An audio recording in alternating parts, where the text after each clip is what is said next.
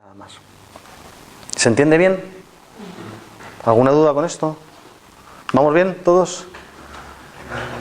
Dentro de lo que tienes que comprender, cuando tienes que hacer la escucha, no tienes que racionalizar, pero a la hora de comprender lo que sucede, sí. ¿No? Bueno, si nos vamos a términos puristas, como si estás como si no entiendes nada.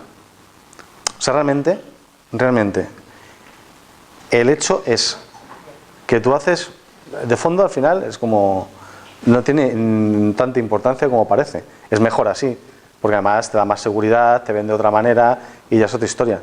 Pero si tú realizas una palpación, eso te lleva a la escucha, sigues todo lo que está sucediendo y eso lleva a un proceso de liberación de tensiones y se va normalizando y tal, vas siguiendo todos los pasos, aunque no sepas que estás en la aponeurosis de no sé qué, ni sepas que es un motor ocular, ni que es un par nervioso craneal, ni no sé qué, al final realmente no hay diferencia con respecto a lo que está sucediendo. O sea, el ser consciente, el tener una conciencia anatómica y el tener unos conocimientos previos a todo esto que vamos a estar haciendo, ¿de acuerdo? De palpaciones y de llegar a unos procesos de liberación de tensiones y de tratar pacientes, es obviamente importante, ¿vale? Pero si tuviera que elegir entre eso, ¿de acuerdo? Tener una conciencia anatómica tremenda, unos conocimientos brutales de anatomía, fisiología, etcétera, a otro aspecto, hacer caso omiso, ¿de acuerdo?, a lo que está sucediendo, ¿de acuerdo?, me quedo con eso. Si voy a estar condicionado permanentemente a lo que yo creo que debería estar pasando, ¿de acuerdo?, no va a pasar lo que tiene que pasar. Conclusión. Entonces no podemos estar, o sea, yo no buscaría, con todos mis respetos, ¿sabes?, un analfabeto, un osteópata analfabeto para que me tratase a mí. Pero por todo lo que me han metido en mi cabeza. Porque realmente de fondo no creo que hubiese mucha diferencia si realmente te está haciendo un trabajo siguiendo realmente lo que el cuerpo necesita que sigas. ¿Vale? Con esto no me malentendáis. ¿Vale? Por favor. Pero no me malentendáis, pero está claro que una persona cuanto menos sepa, ¿de acuerdo?, más fácil, menos condicionado está, menos expectativas tiene, no sabe qué va a ocurrir, pone las manos y dice, oye, esto se está moviendo de esta manera. Eso se ve clarísimamente con los niños. No, a un niño, claro. Sí, sigue. Pon las manos, hace esto, él lo hace. No tiene un concepto cortical que dice, no, eso no es posible, lo hace y ves resultados que flipas. Claro, y él te hace un trabajo. O sea, él está siguiendo. Lo que pasa es que, claro, no tiene criterio. Y el criterio sí es fundamental. Claro, entonces, buscar una persona que esté experimentada y que tenga criterio, para mí es mejor que una persona académicamente súper formada y que vaya a llevar a cabo esta técnica, porque va a tener más... Racionalmente dice que es lo que tiene que hacer, pero a lo mejor no es lo que Eso es. dice el cuerpo. Eso es. Sin embargo, una consulta completa, ¿de acuerdo?, de osteopatía, no es esto nada más. La consulta completa es ver qué es lo que le pasa al paciente, ver cuál es su entorno, qué es lo que ocurre, ¿sabes?, si lo entienden, si no lo entienden, o sea, hay muchos aspectos relacionados con el entorno del paciente en relación, digamos, a su enfermedad o a su dolencia, y luego el comportamiento en la consulta y qué es lo que sale de ahí, y tú tienes que manejar todo eso. Entonces, claro, si tú eres capaz de llegar a unas conclusiones de su estado emocional sin juzgarlo, ¿de acuerdo?, y llevarlo un poco al terreno, ¿sabes?, un poquito más visible, ¿de acuerdo?, automáticamente vas a sacar más información con la que va a poder trabajar ese individuo. Igual pasa cuando tú dices, mira, es que esto está de esta manera, oye, este hombre que se haga una resonancia magnética de todas formas porque el movimiento de las lumbares es contrario y tengo una sensación acuosa posterocentral del disco. Es que es posible que tenga una hernia de disco, que vaya y que sea una resonancia magnética. O sea, es que tenemos solamente la palpación es tan potente a nivel diagnóstico que es un desperdicio utilizarlo solamente con, pues eso, para hacer palpaciones y dejar que suceda. O sea, eso es fundamental y lo demás es muy importante también. Pero lo principal es ser capaz de dejar que suceda.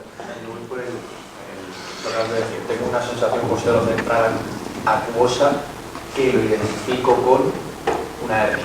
Claro. O sea, en esa alternancia ves... Ni una cosa ni la otra, ¿no? Sí, quiero decir, o sea, que tú puedes estar notando algo y decir, vale, yo tengo una sensación acuosa. A ver, que es una... Pero, ¿qué coño significa eso? Lo vas a ver. ¿Vale? Lo vas a ver este curso. Pero es igual que si tú llegas y coges a un niño con otitis serosa, ¿de acuerdo? Y cuando haces la palpación en los temporales estás sintiendo perfectamente la sensación de las secreciones. Porque en la elasticidad y en la forma de comportamiento de los tejidos, cuando tú estás localizando las tensiones relacionadas con el oído medio, las sensaciones son de moco en el oído. Es tal cual. En las bronquiolitis ocurre también otra forma de manifestaciones, etcétera, etcétera. Entonces, vas a reconocer cuál es el movimiento, vas a tener una anatomía palpatoria de los movimientos involuntarios de las diferentes estructuras anatómicas, que lo vamos a ver durante todo el curso. Pero es que luego vas a ver cuáles son las irregularidades. Y después vas a ver agentes externos influyentes en esas irregularidades. O sea, más ya es el aspecto astral y todo el rollo, que no vamos a ver nada de eso, ¿vale? Pero que tampoco me parece una gilipollez, o sea, supongo que tendrá su cabida, o sea, no lo sé, yo desconozco eso, no lo manejo, pero bueno, posiblemente, ¿sabes? Pero vamos, hasta donde realmente pueda afectar de manera directa y hasta nuestros conocimientos, ¿de acuerdo? En osteopatía, vamos a verlo todo. ¿Más? Entonces vamos a recibir la información de cómo resolver conflictos e irregularidades. ¿Esto cómo se entiende? O sea, realmente cuando yo hago una escucha voy a recibir la información de cómo resolver los conflictos e irregularidades. ¿Cómo existe? ¿Cómo puede ser esto? ¿Alguien me lo puede decir? Cuando yo hago una escucha, ¿por qué sé que me está enseñando el camino de resolver esta irregularidad? Claro, eso es. ¿Cuál será el comportamiento? Claro, el tejido celular, la información celular, la información tisular, todo te va a llevar, digamos, a lo que sería la normalidad. Pero hay algo más importante todavía que todo esto. Y es la dirección contraria a la que se produce el proceso de lesión. O sea, si yo tengo dos estructuras y entre ellas existe un conflicto, siempre va a ser entre estructuras, en la propia estructura, en la envoltura de la estructura, ¿vale? Entonces, si yo tengo entre medias el proceso lesional, ¿de acuerdo? O el conflicto, cuando yo pongo una mano en un sitio y en el otro, ¿de acuerdo? Automáticamente se acercarán. Va a ser un movimiento constante de deslizamiento que está haciendo que se produzca un acercamiento en la dirección exacta de los vectores de fuerza que hace que un punto tensional esté generando un conflicto y soporta ese conflicto. Automáticamente, para el lado exactamente contrario y en todo su recorrido, ¿de acuerdo?, está la forma de la normalización. Mientras eso sucede, es el proceso de liberación de tensiones. ¿Vale? No hace falta que lo aprendáis ahora, o sea, es que esto lo vamos a ver bien, ¿de acuerdo? Pero es un poco ¿Y cómo puedes saber si estás recibiendo esa información o interfiriendo en el proceso? Pues tienes que saberlo porque vas a llevar unas pautas que va a hacer que estés completamente seguro de que lo que está sucediendo es real. Luego os voy a enseñar paso por paso algunas formas para que os hagáis una idea, ¿vale? Es lo que me parece más como complejo, ejemplo, ¿no? El no interferir con nuestras propias tensiones sí, en ese proceso en el que estamos intentando. Sí, sí interfieres. O sea, vamos a ver, sí interfieres hasta que dejas de interferir. O sea, una vez que tú eres capaz, claro, o sea, ¿cuánto tiempo vas a estar interfiriendo? Pues el tiempo que sea, no se sabe, ¿vale? O sea, depende de cada persona. pero eso se tiene que obviar.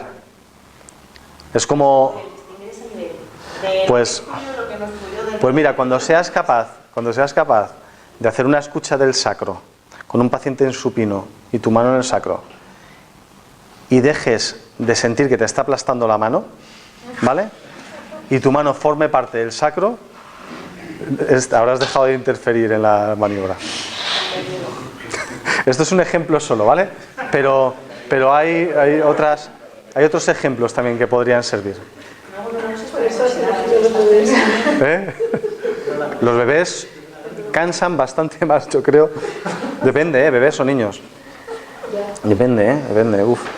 Porque además estás con el bebé, pero no estás con el bebé, estás con el bebé y estás con la madre y con el padre.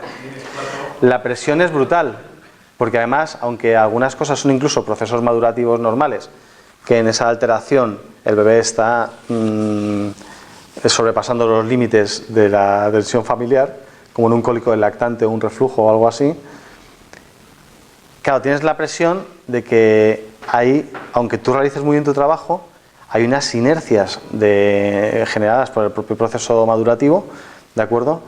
Que luchar con eso es, o sea, ya te puedes poner como te pongas. Entonces, el proceso de adaptación a las normalizaciones en un bebé con esas inercias es más complicado que en un adulto. Claro, el adulto que tiene, que está más duro ya, que es otra historia, ¿no? Pero claro, obtienes otros resultados que provienen de, digamos, de otros aspectos que van a, o sea, que van a llamar mucha atención y va a ser muy favorable y muy beneficioso. O sea, todo lo que toques a nivel emocional, en los cambios que vaya teniendo en su vida, que sean más fluidos. O sea, hay pequeños matices que tocas que le cambia la vida a una persona. ¿Le cambia la forma de ser? No. Le cambia lo que le está ocurriendo. La visión es capaz de tomar decisiones cuando antes no lo era, ve lo que antes no veía, es capaz de escuchar lo que antes no escuchaba, solamente oía, no escuchaba nada. Entonces, hay muchos aspectos que tienen relación con las tensiones generadas y relacionadas con el aspecto emocional de los órganos de los sentidos, que solo con eso, ya solamente te puedes dedicar a eso, el resto de tu vida, a tratar desde ese punto de vista. O desde el punto de vista del trabajo a nivel visceral de las emociones que residen ahí. O de trabajar en las puertas de entrada a las emociones. O sea, es que solamente especializándote en cosas muy concretas ya podrías estar el resto de tu vida. Pero ¿para qué vamos a hacer eso si podemos tocarlo todo? Como te dice, pero tú que eres osteópata estructural, osteópata visceral, por ejemplo, antes he dicho osteópata estructural, osteópata tal. Sí, tú tienes formación en osteopatía, eres osteópata, trabajas más estructural, pero realmente eres osteópata, ¿no? ¿O no? Bien, cuando yo hago un trabajo completo a estos niveles, estás trabajando osteopatía, estás trabajando con osteopatía completa, igual. ¿Alguna duda? ¿Todo bien hasta ahora? Las sensaciones. Claro, nosotros vamos a recibir mucha información. La información que recibimos principalmente es por sensaciones. Y ahí cuenta todo. Todas valen. Hay sensaciones que podemos recibir incluso de manera intuitiva. Darnos la sensación de que esa persona pues le ha pasado algo recientemente y que de alguna manera emocionalmente está desequilibrada. O podemos tener, en fin, con esto tampoco nos rayemos mucho, ¿vale? Porque ahí podemos empezar a tener poderes y es un problema, ¿vale? Entonces, vamos a ir poco a poco, ¿de acuerdo? Todo llega, ¿eh? O sea, las cosas van llegando poco a poco, incluso llegando poco a poco, a veces no te llegan con todas las personas. Incluso con una misma persona no siempre. No depende de nosotros. Hay cosas que realmente no dependen de nosotros, ¿vale? Entonces, ¿todas las sensaciones valen? Claro que sí. Absolutamente todas. Ya sean sensaciones mentales, o sea, de algo que te parece que no va bien o que está ocurriendo, a sensaciones de escalofrío, de temperatura, sensaciones de movimientos erráticos, de movimientos de zigzag, movimiento de vaivén, sensación de desequilibrio, de vértigo. Todas las sensaciones valen. Las vamos a recibir en la escucha. Unas serán más por algo que estamos aportando nosotros y según vaya pasando el tiempo, nosotros sencillamente estaremos recibiendo, pero lo nuestro ya lo conoceremos, no van a interferir, ¿vale? Entonces a partir de ahí recibiremos toda la información, emocionales, energéticas, sutiles y estructurales, absolutamente todas, ¿vale?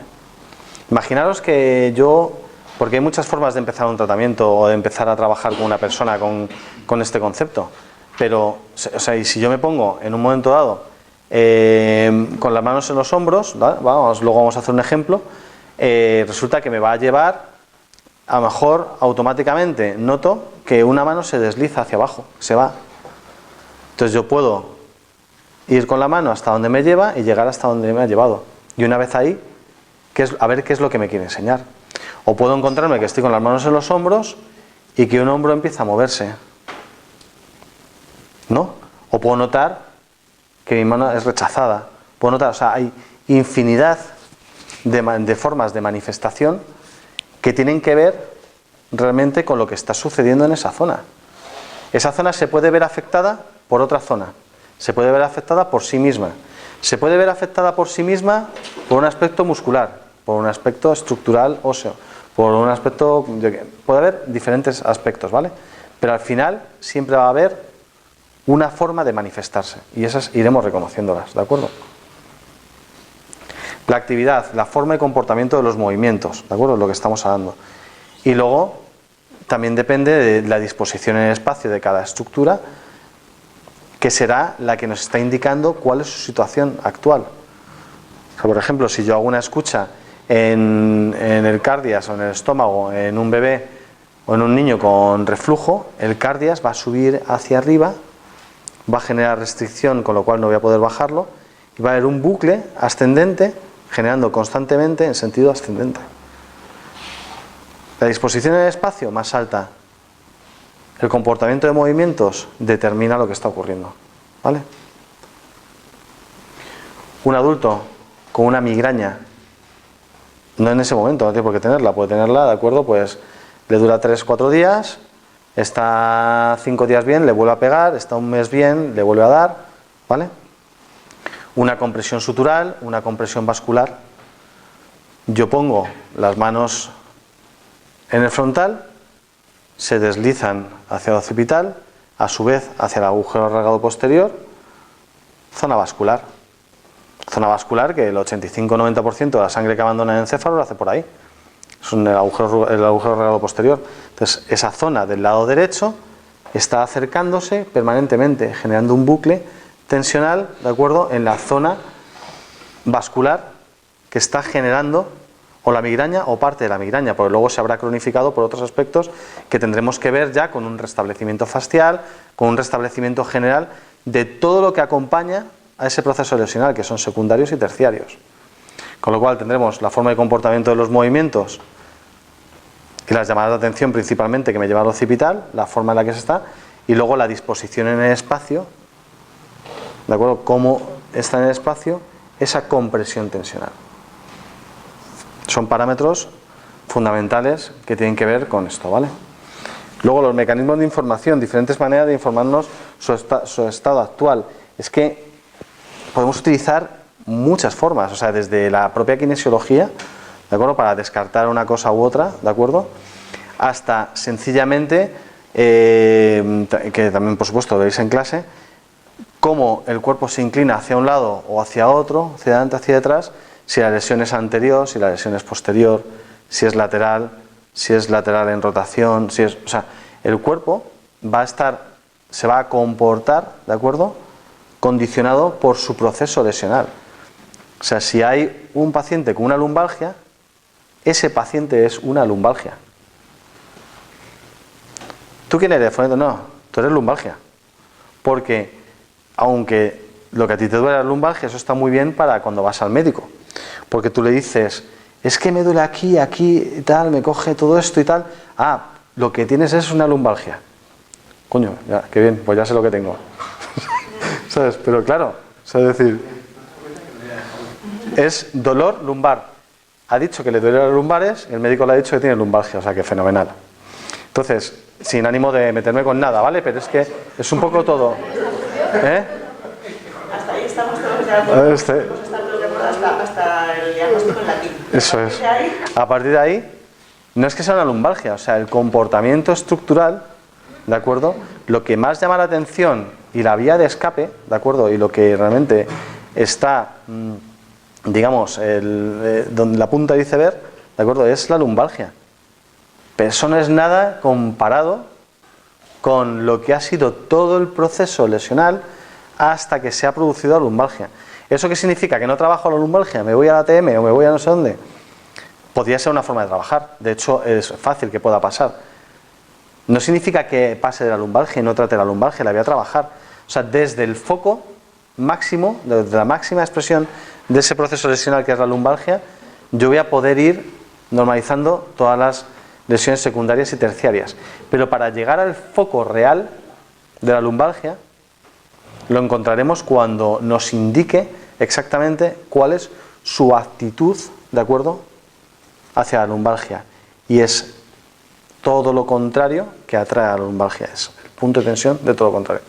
La información, el dolor, la razón por la cual viene a nuestra consulta, etcétera, es la lumbalgia. ¿Vale? Nuestro cometido, el proceso que ha generado esa lumbalgia. Más ni menos. Claro, las manifestaciones están acorde a lo que quiere contarnos, ¿sabes? Es decir, yo voy a estar, lo que quieren contarnos, su estructura, no la persona. Porque la estructura sabe cómo está, la persona no tiene ni idea.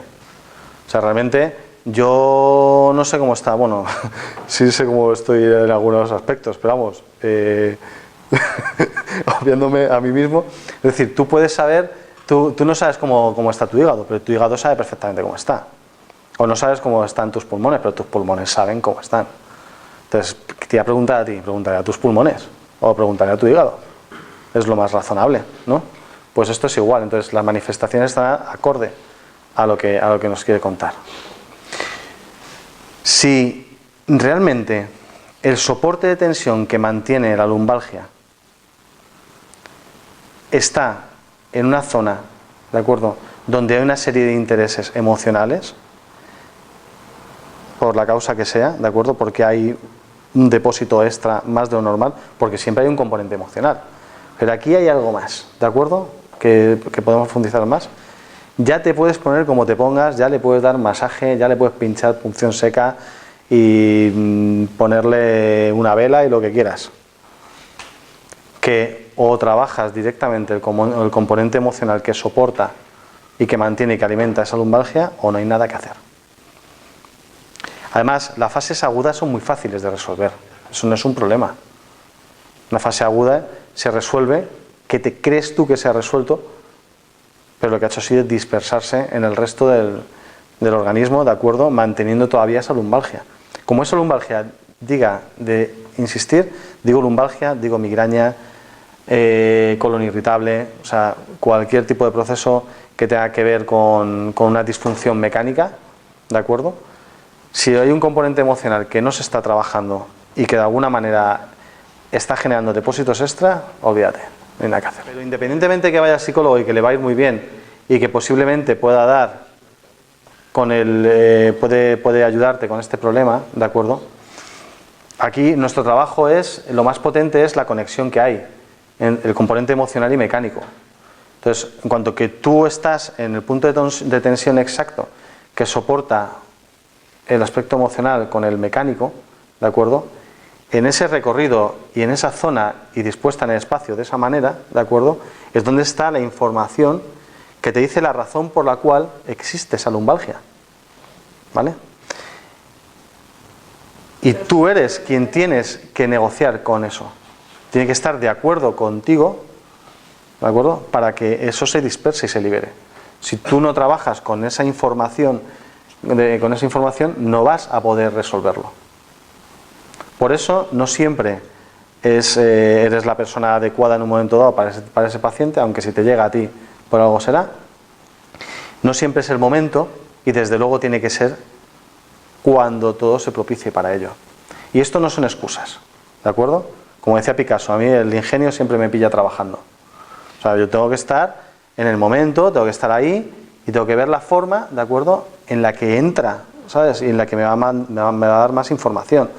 O sea, yo soy muy respetuoso, todo lo que tú quieras, Y en los principios que vais a estar viendo aquí constantemente es dejar que pase, dejar que suceda, que lo enseñe, no propiciar o no sé qué. Vale.